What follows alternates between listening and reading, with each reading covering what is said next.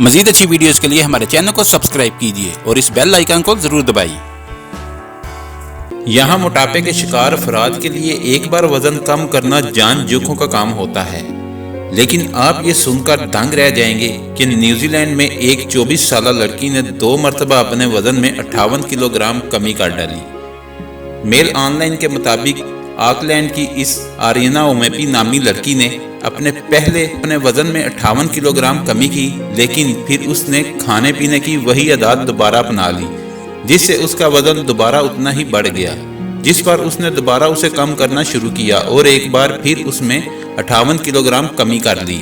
Ariana کا کہنا تھا کہ میں بچپن سے ہی بسیار خور اور موٹاپے کی شکار تھی۔ 20 سال کی عمر میں میرا وزن 126 کلو گرام تک جا پہنچا تھا۔ تب پہلی بار میں نے وزن کم کر کے صحت مند ہونے کا فیصلہ کیا اور اپنی خوراک پر قابو پا کر صرف 11 ماہ میں اس میں 58 کلو گرام کمی کر ڈالی، لیکن میرا خود کو خوراک سے روکے رکھنا عارضی ثابت ہوا۔ وزن کم کرنے کے بعد میں نے بے بس ہو گئی اور دوبارہ اس طرح کھانے لگی، جس سے سارے کا سارا موٹاپا واپس آ گیا، جس پر میں نے کچھ عرصہ قبل دوبارہ ہمت باندھی اور ایک بار پھر اسے کم کرنے میں کامیاب ہو گئی۔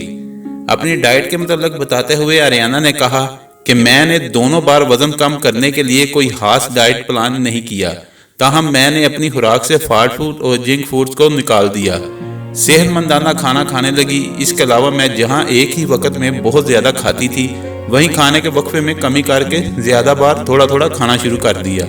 اب مجھے لگتا ہے کہ میں نے اپنی خوراک پر قابو پا لیا ہے اور دوبارہ کبھی موٹاپے کا شکار نہیں ہوں گی۔